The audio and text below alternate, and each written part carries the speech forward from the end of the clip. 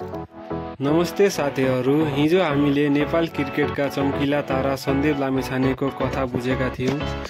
उहाँ कसरी सानो उमेरमै संसारभर नाम कमाउन सफल हुनुभयो भन्ने कुरा हामीले हेर्यौं र आज हामी कुरा गर्न गइरहेका छौं अर्का नेपाली शेर, नेपालका बाघ, 3D क्रिकेटर दिपेन्द्र सिंह ऐरीको बारेमा। हो साथीहरू, आज हामी बुझ्नेछौं कसरी सुदूरपश्चिमको सानो गाउँबाट सुरु भएको उनको यात्रा विश्वका क्रिकेटमा ठूला रेकर्ड राख्न कसरी सम्भव भयो, कसरी एउटा सामान्य परिवारको छोरा सपना देख्न डराउँदैन, सङ्घर्ष गर्छ र अन्त्यमा नेपालको गौरव नै बन्छ।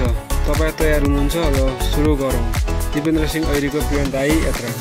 दिपेन्द्र सिंह ऐरी 2000 जनवरी 24 मा कञ्चनपुरको भीमदत्ता नगरपालिका तिलाचौर गाउँमा जन्मिएका एक साधारण परिवारका छोरा हुन्। पिता गगन सिंह ऐरी एक वन कार्यालयका कर्मचारी हुन्, तर बुवाले सानो उमेरमै सन्तानलाई अनुशासन, परिश्रम र खेल प्रेम गर्न सिकाउनु भयो।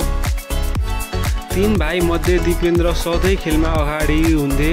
दाजु क्रिकेट खेल्थे र उनकी बहिनी राजमती ऐरी पनि महिला राष्ट्रिय क्रिकेट टोलीकी खेलाडी छिन्। कस्तो अद्भुत परिवार होइन र? सानैदेखि उनको साथी थियो ब्याट र बल। विद्यालयमा पढ्दै पनि मैदानमा उनको ध्यान हुन्थ्यो। कसैले मोबाइल, कसैले फिल्ममा समय खर्चिँदा उनी चाहिँ सबेरै उठ्थे, मैदानमा पुग्थे र घाम अस्ताउने बेलासम्म अभ्यास नै गर्थे। तर त्यो बाटो सजिलो थिएन। सुदूरपश्चिमको तातो घाम, माटोको मैदान र सीमित सुविधा, तर उनी रोकिएनन्। दैनिक 5 किलोमिटर पैदल यात्रा हिँडेर प्रशिक्षण गर्न जाने यो केटा आज विश्व क्रिकेटमा आफ्नो पहिचान बनाइसकेका छन्। सन् 2017 मा नेपाल अन्डर-19 टोलीका कप्तान बने र भारत विरुद्ध 88 रन र 4 विकेट लिए। नेपालले जित्यो र Dipendra Singh Airee man of the match भएका थिए। त्यो दिनबाट उनको नाम नेपालका घर-घरमा गुन्जिन थाल्यो।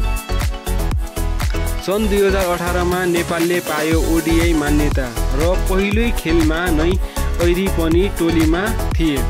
तिनले नेदरल्यान्ड विरुद्ध खेल खेल्दै अन्तर्राष्ट्रिय क्रिकेटको सुरुवात गरेका थिए।